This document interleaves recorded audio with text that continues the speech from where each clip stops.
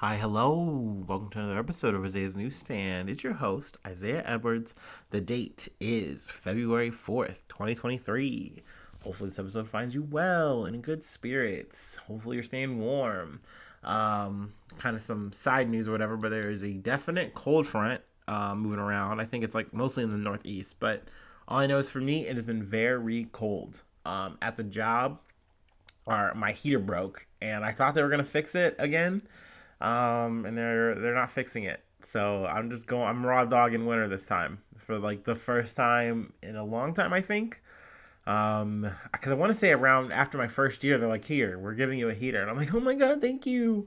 And I was fine ever since, and now no heater. I will say they give me the little hot hands thing. So I'm over here just like looks like I'm shaking dice sometimes, like trying to get these like fucking little bags. I don't know what's in these things, but they at least keep my hands warm because really that's like the worst thing with my job is like I can overall stay warm enough. Like I was surprised when I was wearing those overalls. I was like, man, like in this 20-degree weather, I'm actually like kind of warm, but like my hands, that's what really are the struggle is keeping those little puppies, um, you know, warm. Let's see, food corner. I had Domino's.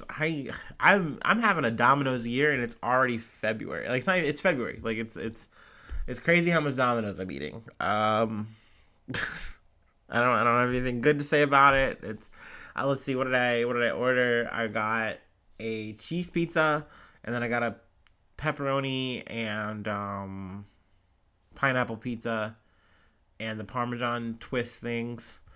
It was all edible. Yay! Like I said, I really want a mellow mushroom though. I don't know if I don't know. I might order that again. I don't want a pizza. I don't like eating the same thing back to back. No. But we'll see. We'll see. Um, but let's talk about some news. Let's get into that. From Reuters, let's see. U.S. to end COVID-19 emergency declarations on May 11th. So let's see. Monday, the Biden administration declared that come May 11th that we're going to officially be out of the emergency portion of the pandemic, which, some people are saying, okay, cool, about time. Other people are saying, like, hold up, wait, what the fuck? People are still dying from this. Like, we need to, pump our brakes. But I've kind of learned a little bit just with research on this article and also just, listening and learning, that there were some extenuating circumstances that kind of pushed the administration to kind of like, okay, we got to make this happen, and we want to have it on our terms, not on, let's say, Congress's terms or whoever, because essentially the House was pushing this bill, and I forget the name. It's something very like blunt, but like essentially like COVID is over act, like some stupid shit. But this bill that they were pushing, and I believe they got passed there. Now, granted, in the Senate, it probably wouldn't have made it through, just with the way the numbers work. Like, it just wouldn't have wound up passing. But it was essentially just one of those things where it's putting Biden on a clock to say, hey, we have to end this because, people are concerned about all the government money that's being, bled out, some might say, into funding, COVID stuff like vaccines that are covering tests, all these kind of things. So essentially, moving out of this emergency phase kind of gives the Biden administration time to say, hey, we're winding it down now. We're working this all out, and we're making sure, like, hey, if you have insurance, you can still get COVID tests, you can still get vaccines, all these kind of things. It's just going to move to a different kind of method and pacing. So, I mean, how I personally feel about it, I do think it's too soon. Maybe this is just the Midwestern Ohioan in me, though. I don't want to say it's about time. I definitely don't want to say that. But I will say that I get the changes. Like, I do think that hearing that like 500 people, I think like every day are still dying from COVID in America, that's a high number. Especially when you look at our overall stats, which you guys know, I'm not a numbers guy. I don't like hinge myself to those. Maybe I should do better with that, whatever. But I know it's a high number that we have in terms of COVID deaths overall. Like, it's scary. And I think it's scary internationally. We've covered it a lot about China because they've been coming out of their zero, COVID situation, and now they're just like, shit, we're just freestyling now. That being said, I think and get the idea that because of how capitalism moves, because that at the end of the day, our lockdown was literally fucking a month, and that was about it. Because the almighty dollar really dictates everything, and you're an essential worker. You got to get out there and make the fucking doubloons you need to make fucking make your fucking rent, because that's not being froze. Like, you got to get your groceries. You got to live your life. So at the end of the day, it wasn't much of a lockdown because, like, I don't know, money just literally rules everything around us. So I don't know. I think this didn't surprise me to see. I've seen some people be like, wow, this is definitely really fucked up. Here's why. And I would agree. But at the end of the day, I'm not shocked to see saying, hey, by the middle of the year when, summer's pretty much coming up and autumn, COVID what? COVID who? But I definitely wouldn't say that we're in an endemic part of this where, like, hey, we're post all the hysteria, all the craziness. Like, COVID's a rear view thing. I think we are living with it. I think we're still figuring things out. But time will tell if this was the right call or not, right? I don't know. I definitely can't tell you that from where I'm sitting. That's all we got here. I feel like I've hit that enough. Let's see. From USA Today, New Jersey Councilwoman Eunice Dwumfor found fatally shot near home, police say. So this was a really, sad story to hear, and honestly, I wish there was more details to it, but sadly, there's just not yet. Let's see. New Jersey Borough Councilwoman Eunice Dwumfor was found shot to death in her vehicle near her home Wednesday night. Gunshots were reported around 7:22 p.m. in Sayreville, a borough in New Jersey's Middlesex County, according to Middlesex County Prosecutor Yolanda Ciccone, and Sayreville Police Chief Daniel Plumacher. She was shot with multiple times, but I don't have too many details outside of that in terms of her, like her death or anything like that. I mean, I'm really just kind of left to speculate here. But yeah, she was 30 years old. It's just really definitely just heartbreaking to see someone who, was making her, political life, career, making things happen.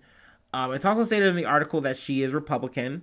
And I say, okay, cool, noted. Obviously, the slant of this podcast. It is what it is. But it's definitely sad to hear about a death, no matter who it is. And I'm my eyes are on this. It's definitely just sad because you guys know I cover a lot of Black stories. It's me, and it's a part of what I do want to look for and see in the world. So I'm drawn to these kind of stories. So I definitely want to see what comes of this. I definitely hope that this isn't like something that is an unsolved thing. I definitely want to hear what happens, see what happens. I don't know. So we'll definitely keep you posted. There's, I don't know. There's just not too much details here. I don't want to get too stuck in here. But it's eerie, right? Like, I just feel like most likely there's going to be more to this story, and I really hope they find the person who did this for sure. Let's see. We can move along. From the Associated Press. Dances with Wolves actor arrested in Nevada sex abuse case. So let's see. Nathan Lee, chasing his horse, who also goes by Nathan Chasing Horse, was taken into custody near the North Las Vegas home he is said to share with his 5 wives. SWAT officers were seen outside the 2-story home in the evening as detectives searched the property. Let's see.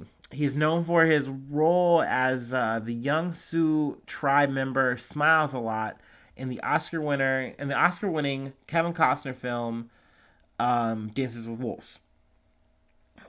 Chasing Horse gained a reputation among tribes across the United States and in Canada as a so-called medicine man who performed healing ceremonies and spiritual gatherings, and police allege used his position to abuse young Native American girls. So obviously this is a really fucking sad story. Also, I believe they mentioned 2 of his wives. One, let's see, some of the alleged victims were as young as 13, according to the warrant. One of Chasing Horse's wives allegedly offered to him as a gift when she was 15, while another became a wife after turning 16.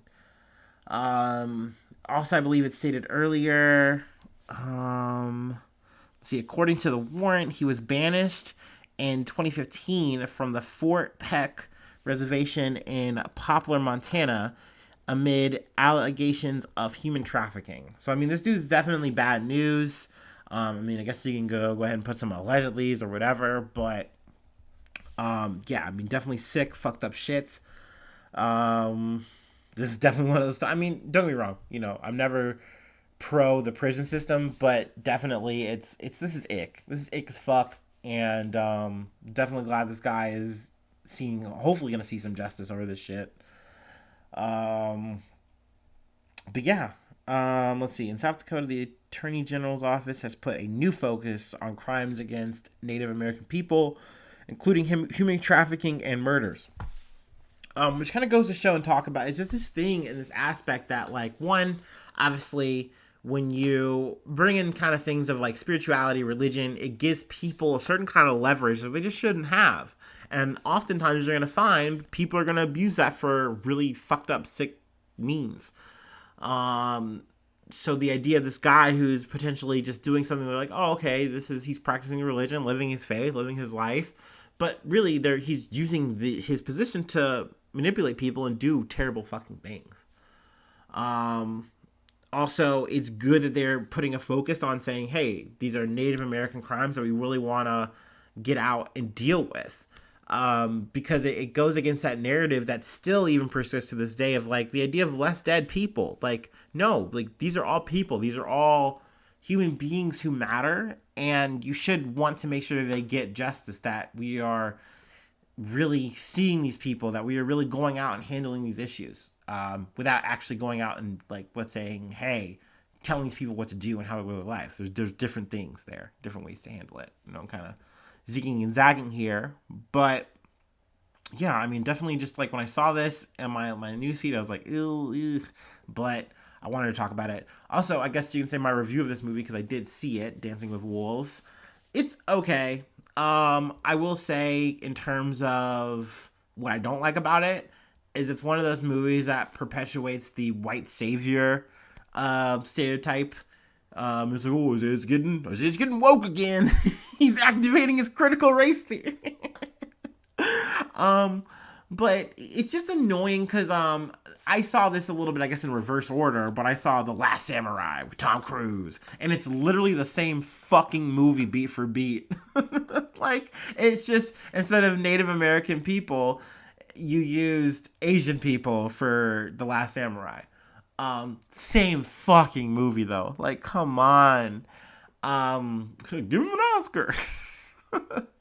But it's an okay movie. It's fun to watch. I think, especially if you just give it, like, hey, in its time, I'm sure this was fine.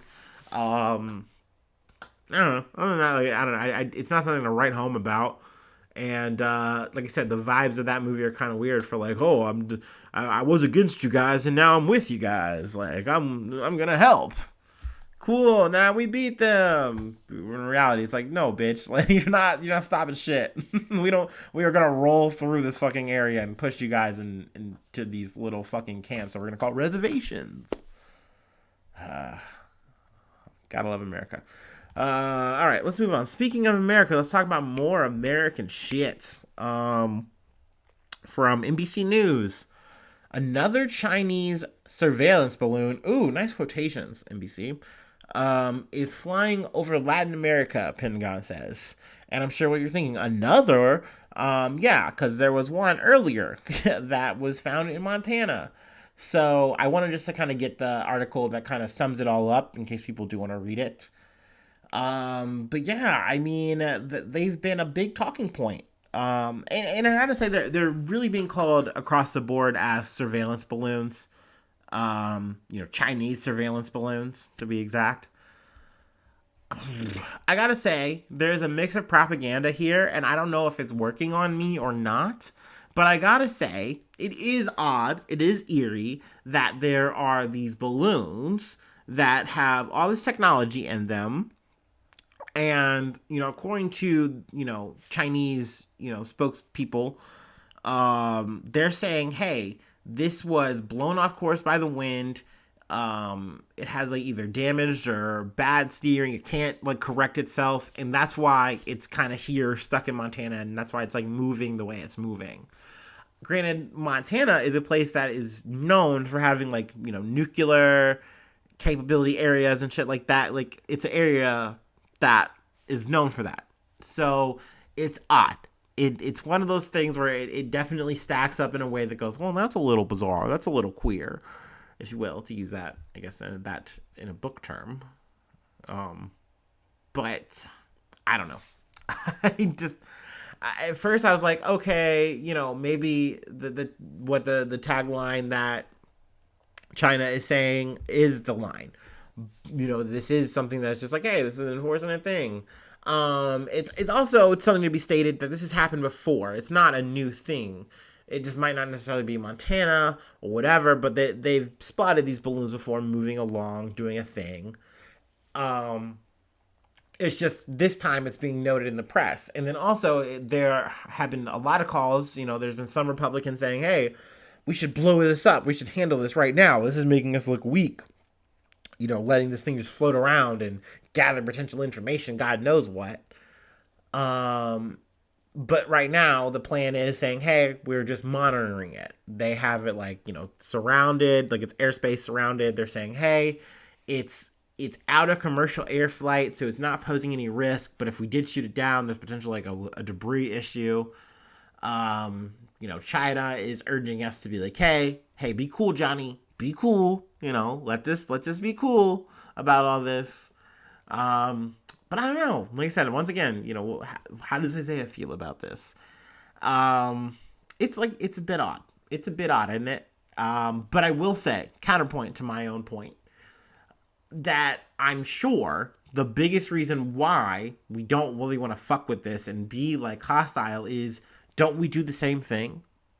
Something to think about. Like, maybe it's not a balloon, maybe it's a drone, maybe it's another thing, but there's no way, there's no shot in hell that us, the US, other Western superpowers, any other powers across the world aren't trying to do the same fucking shit to figure out what's going on with these people or those people or whatever. What's up with that? So yeah, I don't know.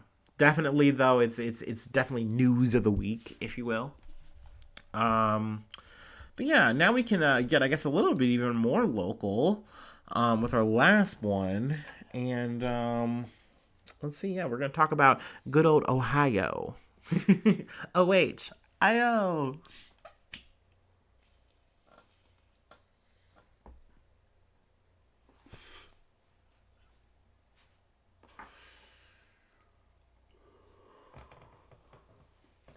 Ooh. Ooh.